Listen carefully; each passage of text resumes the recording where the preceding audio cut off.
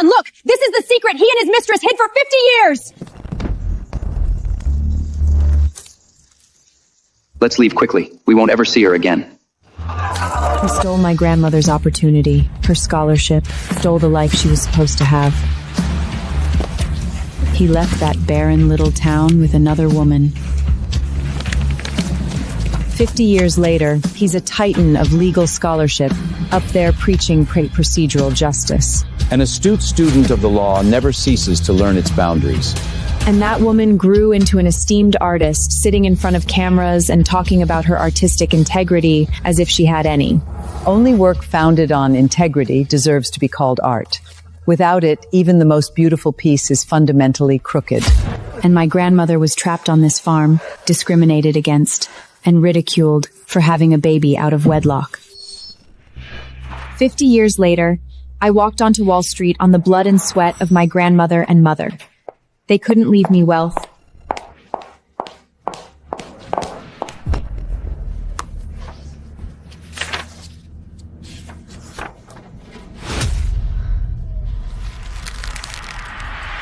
You didn't make the cut. What did you just say? I said you didn't pass the interview. Claire, she's the national mock trial champion, and she's published 3 articles in top law journals. She's a good find. A rare find, even. Academia is not enough to impress me. This job requires integrity and grit. As for who you're related to, doesn't help you do the job. Please leave. You're the first person who's dumb enough to say no to me. I'll make sure my grandfather hears about this, which means you'll be finished in the New York legal scene.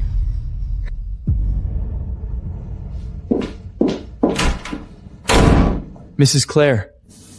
Next. Call in the next one. Claire! Have you lost your mind? Do you know who her grandfather is? Theodore Hale, the tenured professor at Columbia, and he does business with every one of our major clients. So? Send the offer letter. Now! Bring her back! I can't do that. I've already submitted my rejection in writing. You're completely unreasonable! Ah, yeah, it's me. What can I do for you? Miss Sawyer, this is Audrey's grandmother, Mrs. Hale.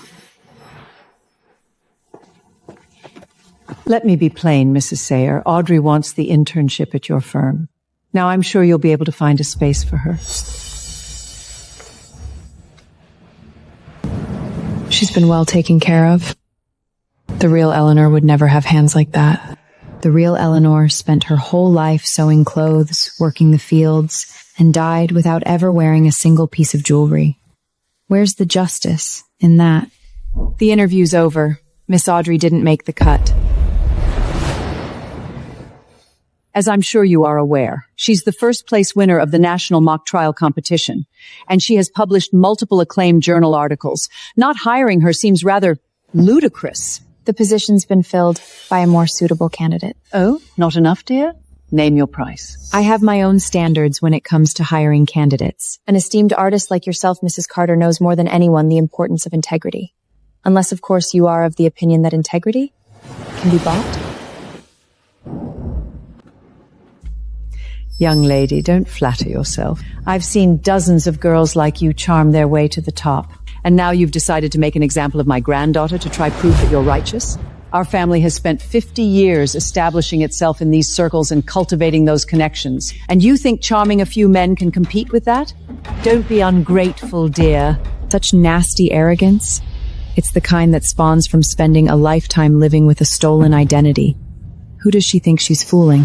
Mrs. Howell, I won't be changing my mind. If that's all. Right. We'll see about that.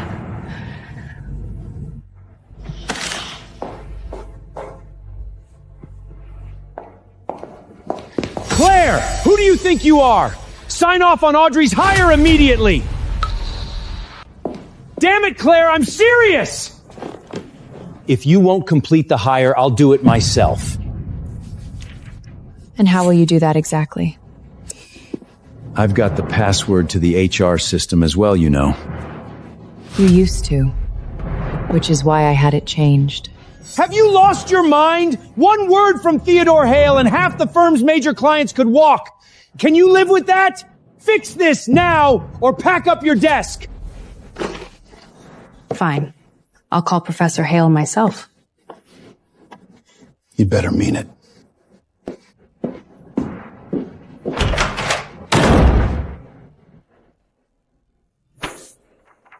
Her grandfather, a coward who abandoned his pregnant fiancée. Her grandmother, a fraud who stole another woman's life. Professor Hale, this is Claire Sawyer from Chambers. Yes? About Audrey. Could we speak in person? He's old, but his face looks exactly like the old photograph I've been looking at for 30 years. Miss Sayer, I took the liberty of inquiring about you. A small-town girl who fought her way into the big world. Impressive. I came from humble beginnings myself. I know firsthand how hard one has to fight. However, play your cards right with Audrey, and I guarantee you'll go even much further in this circle. You're still young. You need this kind of break. All my life I've heard how much I look like my grandmother, and yet he doesn't recognize me at all. Professor Hale, when you say you've fought so hard, I can't help but wonder how many people you stepped on to get to the top. So, what do you want, exactly? Money? Power? Spit it out. Theodore.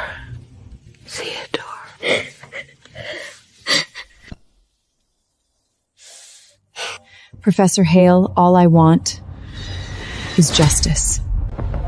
Justice? Before coming here today, I sent the final hiring list to HR. Audrey was not on it. Ungrateful girl.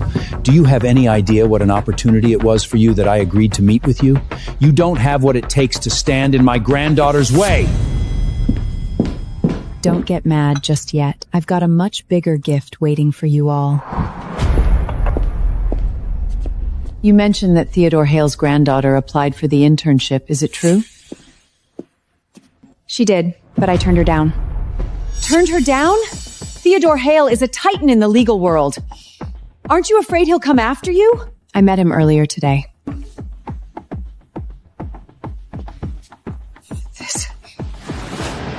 That was fast. No investigation, no evidence, just a few lines, and I'm fired.